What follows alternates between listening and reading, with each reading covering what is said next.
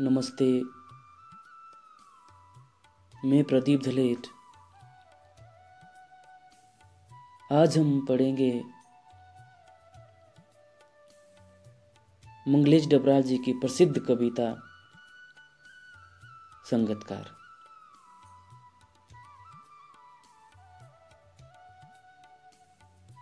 संगतकार का अर्थ है साथ देने वाला।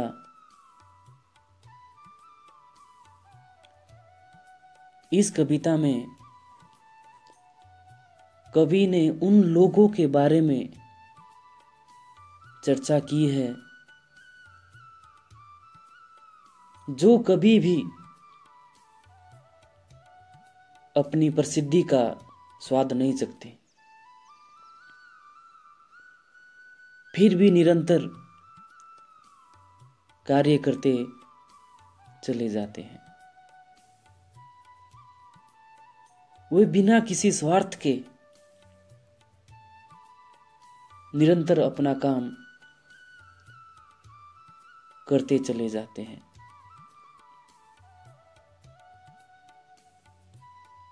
यह उन्होंने अपनी कविता संगतकार के माध्यम से स्पष्ट किया है। कवि कहता है कि जब कभी कहीं पर संगीत का आयोजन होता है तो वहां पर मुख्य गायक के साथ साथ बहुत सारे संगतकार भी होते हैं। चाहे वह मुख्य गायक के बाद गाने वाला है या फिर वाद्य यंत्र बजाने वाला।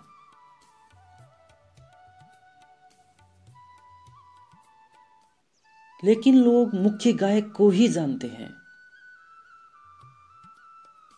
उसकी तारीफ करते हैं। कोई यह नहीं जानता कि उसके साथ और कितने संगतकार हैं, उसके साथ और कितने उसके साथी हैं जो उसको सफल बनाने में अपना योगदान दे रहे हैं।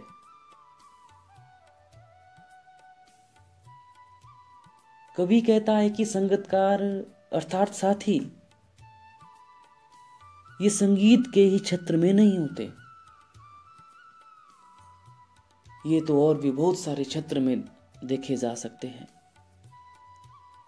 जैसे नृत्य के क्षेत्र में, भवन निर्माण के क्षेत्र में, राजनीति के क्षेत्र में, अस्पताल में, फौज में आदि। कवि ने इस कविता के माध्यम से केवल संगीत के क्षेत्र में ही साथ देने वाले संगतकार के बारे में नहीं कहा है। उन्होंने तो तमाम उस क्षेत्र के बारे में कहा है, तमाम उन संगतकार के बारे में कहा है जो हर क्षेत्र में अपने नायक का, अपने साथी का साथ देते हैं। कवि ने संगीत के माध्यम से संगतकार की भूमिका पर महत्व देते हुए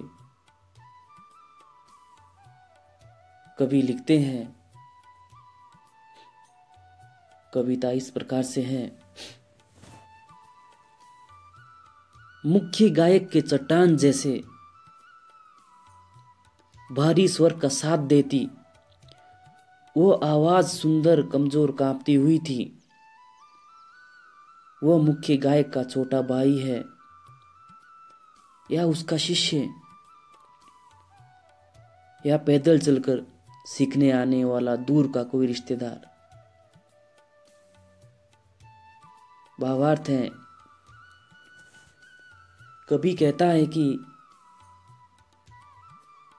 कहीं पर संगीत का आयोजन हो रहा था। वहां पर बहुत सारे लोग संगीत को सुनने के लिए आए थे।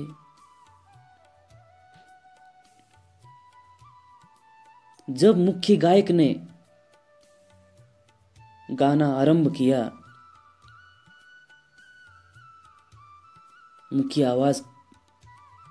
मुख्य गायक की आवाज बहुत ही सुंदर थी, भारी थी।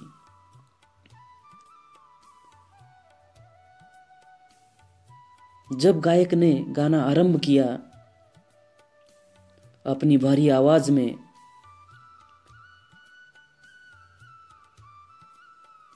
तो गायक के गाने के बाद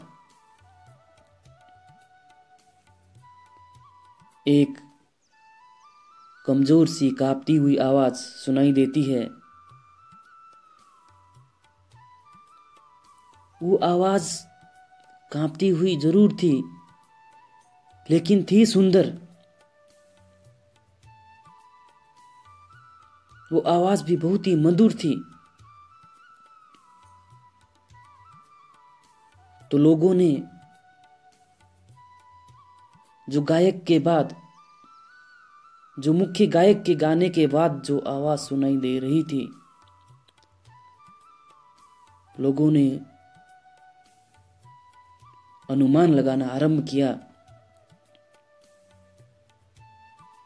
कि वो गाने वाला जो दिखाई नहीं दे रहा है, जो पर्दे के पीछे है, वो मुख्य गायक का छोटा भाई हो सकता है।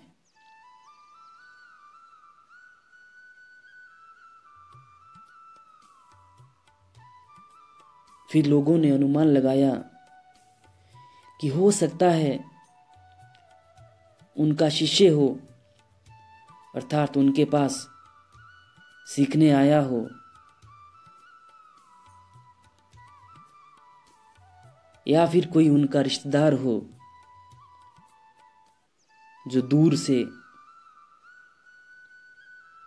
उनके पास पैदल चलकर सीखने आया हो। मुख्य गायक की गरज में वो अपनी गूंज मिलाता आया है प्राचीन काल से। कवि लिखते हैं कि जो ये संगीतकार है, ये सिर्फ आज से ही या अभी से ही गायक के साथ नहीं है। ये संगीतकार तो प्राचीन काल से, अर्थात जब से संगीत आरंभ हुआ है तब से ही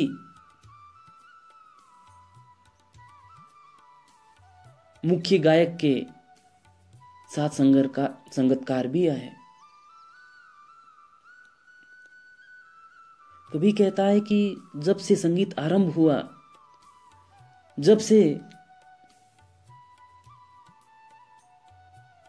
मुख्य गायक ने गाना शुरू किया, तब से ही संगीतकार ने मुख्य गायक का साथ देना शुरू किया है।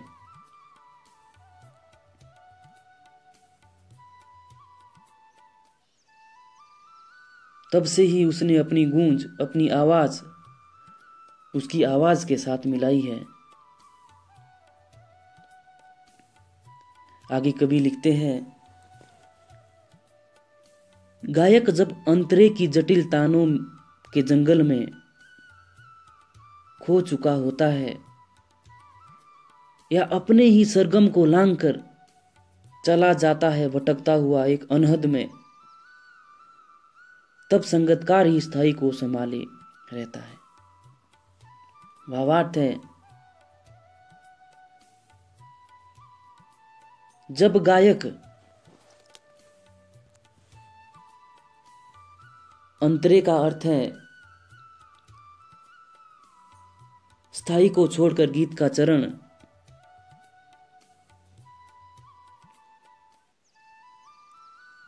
तान का अर्थ है स्वर का विस्तार, सरगम का अर्थ है संगीत के साथ स्वर,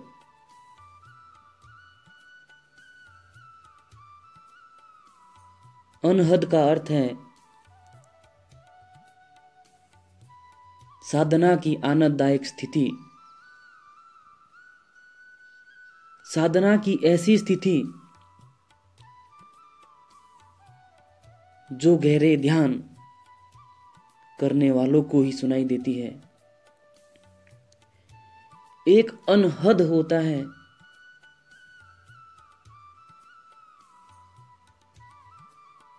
जो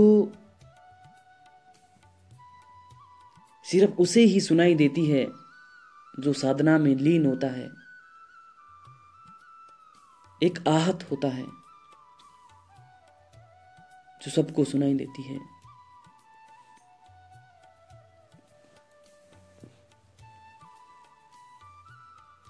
कवि लिखते हैं, गायक जब अंतरे की जटिल तानों के जंगल में खो चुका होता है, जब गायक गाना आरंभ करता है,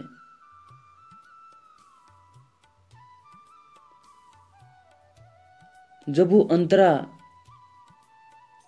स्थाई को छोड़ करके गीत का चरण गाता है, तो कई बार वो अपनी गाने की लय में इतना डूब जाता है कि उसे सुर ताल की भनक तक नहीं लग पड़ती।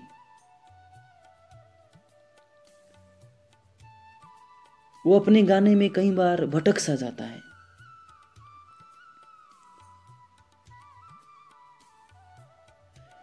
वो अपने ही सरगम को लांघ लेता है। सरगम अर्थात संगीत के साथ स्वर। अगर आप चाहे तो लिख सकते हैं, संगीत के जो 7 स्वर है वो है षडज, ऋषभ,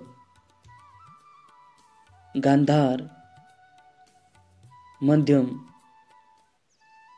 पंचम, धैवत, निषाद। इन्हीं नामों के पहले अक्षर को लेकर सा, रे, गा, मा, पा, धा, नी स्वर बने। जब संगतकार को पता चलता है कि मुख्य गायक जो गाने वाला है वो अपने ही सरगम को लांघ चुका है, वो लय को, वो सुर को, वो ताल को छोड़ रहा है, तब संगतकार स्थाई को संभाले रखता है। स्थाई अर्थात गीत का वो चरण जो बार बार गाया जाता है। तब संगतकार उसे गाता रहता है। वो उसे इसलिए गाता है ताकि जब फिर से मुख्य गायक सुर पकड़े तो वो इससे आगे गाए या इस सुर में पकड़े जिस सुर में संगतकार गा रहा है।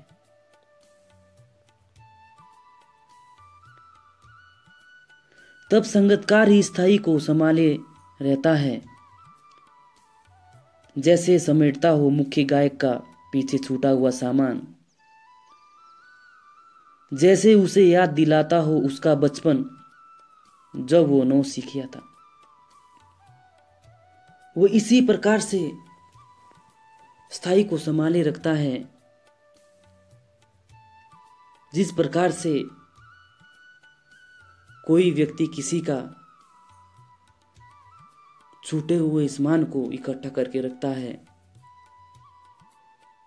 ताकि छूटा हुआ अर्थात गुम हुआ सामान, ताकि जब वो व्यक्ति फिर वापस आए जिसका वह सामान गुम हुआ है, तब वो उसे दे सके कि लो ये आपका सामान है, आप इसे खो चुके थे, मैंने संभाल के रखा है। उसी प्रकार से संगतकार भी स्थाई को संभाले रखता है, ताकि मुख्य गायक जब फिर से सुर व ताल को पकड़ने लगे, उसे पता चले कि मैं भटक गया हूं, तब वो फिर से यहीं से गाए, इसी स्थाई से गाना आरंभ करे जो संगतकार बार बार दोहराता है। ऐसा करने से फिर मुख्य गायक को अपना बचपन याद आता है। उसे याद आता है मुख्य गायक को कि जब वो नौ सीखिया था, नौ सीखिया अर्थात जिसने अभी सीखना आरंभ किया हो, तब उसे वो बचपन याद आता है अपना, जब उसने सीखना आरंभ किया था, और वो भी इसी प्रकार से अपने मुख्य गायक को संभाले रखता था। आगे कवि लिखते हैं, तार सप्तक में जब बैठने लगता है उसका गला, प्रेरणा साथ छोड़ती हुई, उत्साह अस्त होता हुआ, आवाज से राग जैसा कुछ गिरता हुआ, तभी मुख्य गायक को ढांढस बंधाता कहीं से चला आता है संगतकार का स्वर। तार सप्तक अर्थात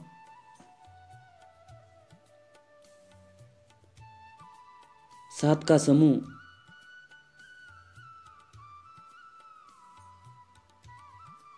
प्रेरणा अर्थात मनोबल, ढांढस अर्थात तसल्ली, तार सप्तक में जब बैठने लगता है उसका गला। कई बार जब मुख्य गायक संगीत को, किसी गाने को ऊंचा गाने लगता है, तार सप्तक को यहां मैं स्पष्ट कर देता हूं। सप्तक होता है सात का समूह, सात शुद्ध स्वर। देखो, ध्वनि की ऊंचाई और नीचाई के आधार पर संगीत में तीन तरह के सप्तक माने जाते हैं। देखो, यदि तो साधारण ध्वनि है तो उसे कहेंगे हम मध्यम सप्तक।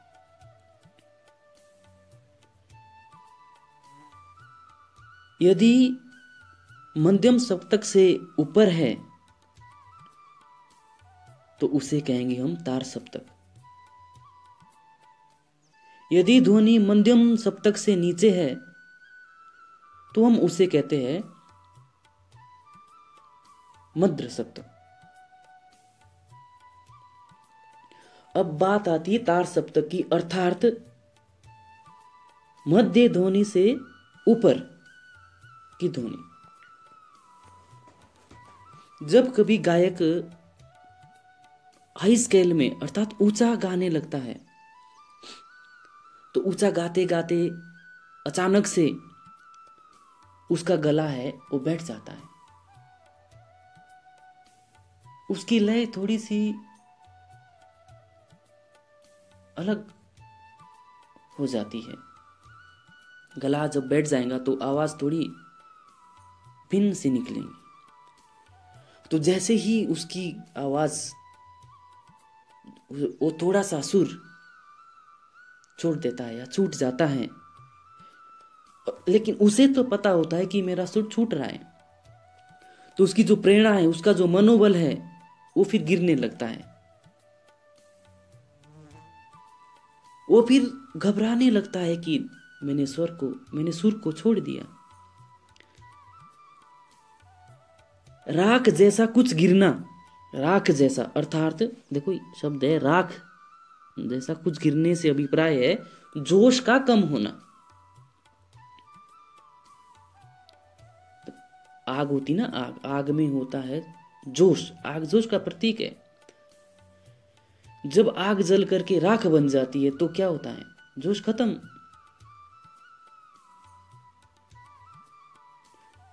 यहां पे राग जैसा कुछ गिरने से अभिप्राय है जोश खत्म होने से।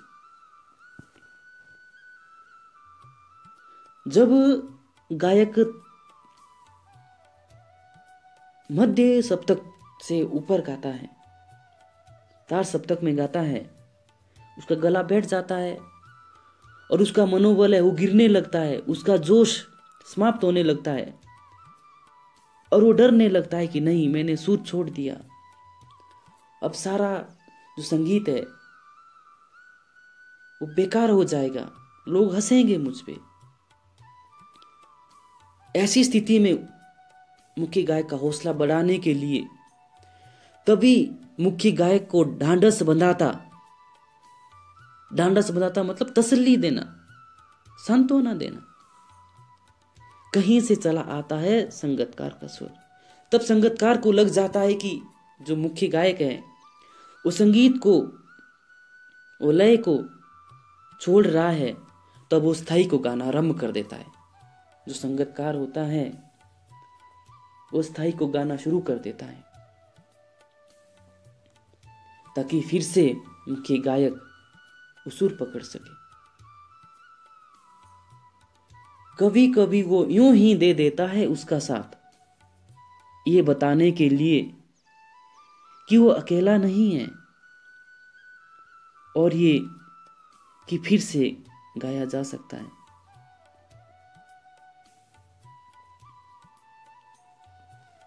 कभी कभी जो संगतकार होता है वो ऐसे ही स्थाई को गा लेता है। वो तभी नहीं स्थाई को गाता जब मुख्य गायक या लय भूल जाए या उसका गला बैठने लगे।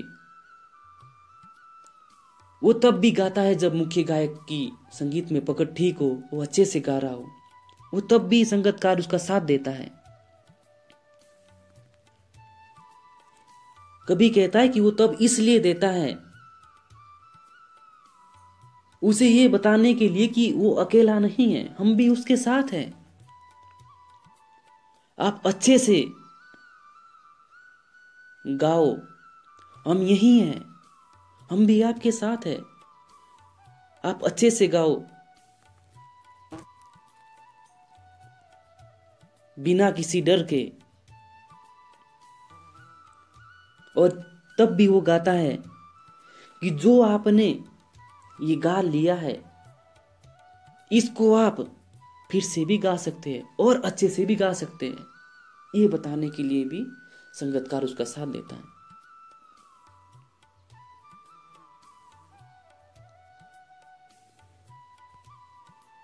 और ये कि फिर से गाया जा सकता है, गाया जा चुका राग, कि जो राग गा चुका है, गा दिया गया है, उसको आप फिर से भी गा सकते हैं और अच्छे तरीके से इसको गा सकते हैं। और उसकी आवाज में जो एक हिचक साफ सुनाई देती है या अपने स्वर को ऊंचा न उठाने की जो कोशिश है, उसे विफलता नहीं उसकी मनुष्यता समझा जाना चाहिए।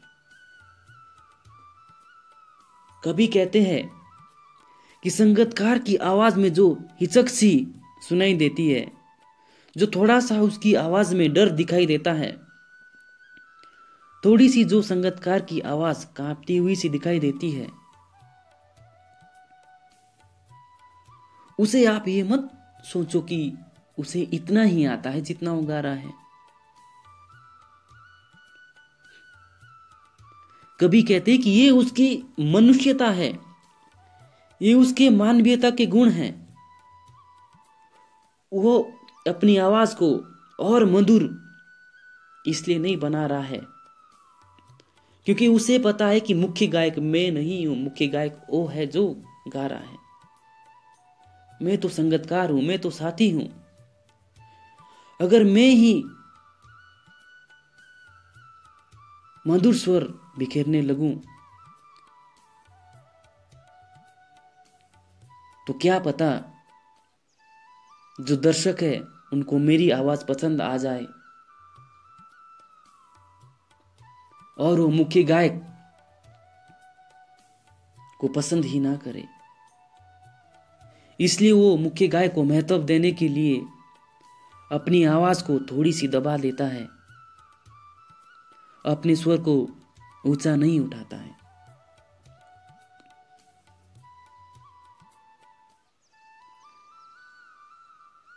कवि ने इस कविता में स्पष्ट किया है कि कोई भी व्यक्ति अकेला महान नहीं बनता। उसको महान बनाने के पीछे और भी बहुत सारे लोगों का हाथ होता है। इसलिए कभी भी किसी को अपनी महानता पर घमंड नहीं करना चाहिए, क्योंकि जिस जगह वो आज पहुंचा है वहां तक पहुंचाने के लिए बहुत सारे लोगों ने अपना योगदान दिया है और भी लोग देते रहेंगे। धन्यवाद।